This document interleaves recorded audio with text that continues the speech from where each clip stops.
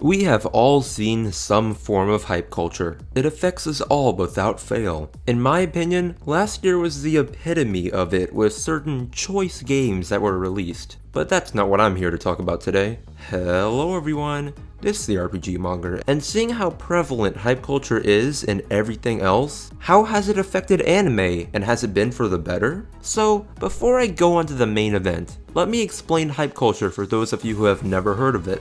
Basically, it's this phenomenon of sorts that arises with the anticipation of something new, like a video game or anime. Usually, it's manipulated big time by the producers behind it, thus leading me to my first point. Hype culture in respect to anime can be especially bad in terms of basically showing absolutely amazing previews of an upcoming show to build up everybody's consecutive hype, only to crush everybody's dreams with the final product. And that's really only a small fraction of the issue with hype culture, as at least in the anime community, that doesn't happen too often compared to other mediums I know of. Hint hint, you know what I'm talking about. So, if not the companies behind the ongoing pandemic of hype culture, then who could it be?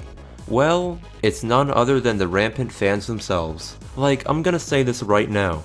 At one point or another, we have all fallen under the trance of hype culture, sending the trailer of something to everybody we know without fail. And to be fair, that isn't always a bad thing, but it's the aftermath that proves to be the most troublesome. Over-expectation, believing you'll get something absolutely incredible due to everyone around you hyping it up to be, only to be disappointed by default. Time and time again, I see this kind of hype culture in the anime community, and it really ticks me off. Like, as an example with the new Berserk, I feel part of the reason everyone hates on it so much like they do is just because of all the hype that surrounded it when it was first announced. It may sound a bit depressing, but I'm not gonna lie. Having low expectations really does pay off in the long run. As with hype culture and hype in general, it basically sets you up for disappointment, leaving you feeling empty inside and leading to another big problem that plagues the community. Though, I'll get to that in a bit. Because, as I also need to mention, there is a flip side to this exact thing as well. Hype culture does not always lead to utter disappointment. A lot of great shows have thrived because of it, and continue to do so. Take for example Re:Zero, which really produced a lot of hype around it, and well deserving too, since that had to have been one of my favorite anime last year without a doubt. Oh, and also Mob Psycho 100, since right from the beginning, people were going crazy over it just because it was made by One, which for those of you who don't know, is the guy behind One Punch Man. But you see, where both of these shows ended up being absolutely fantastic, a similar situation happened with Kabaneri and the Iron Fortress, where just because everybody was hyping it up by comparing it to Attack on Titan, and to be fair, there were a lot of similarities, it ended up leading to everyone putting it on a super high standard that ended up just leading them to be disappointed in the end. But aside from that, aside from all of the overexcitement leading to shallow disappointment, hype culture spawns two of one of my least favorite types of people. Those who hate things because they're popular and overhyped, and those who hate everything that isn't popular. Both a product of hype culture. Though why is that? Well, it honestly is two sides of the same coin, where the people who diss everything that isn't one show that they're hyping to hell are just a result of other people doing the exact same thing, coercing them to be the same, and where the people who basically become hipsters and diss everything that's popular are just a result of becoming sick of everyone hyping that exact one show.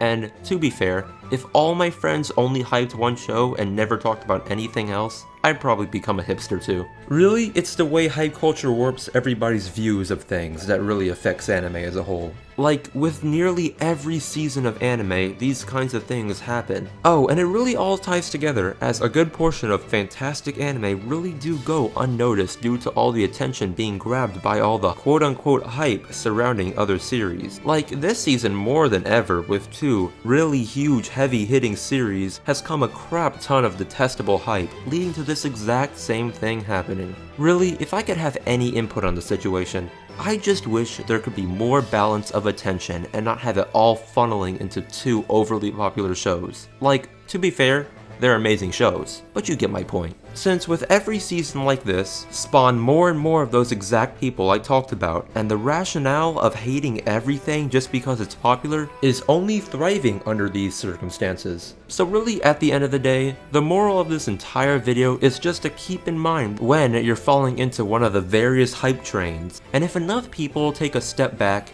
and think about the broader picture, then the situation with hype culture and anime as a whole should brighten for all of us.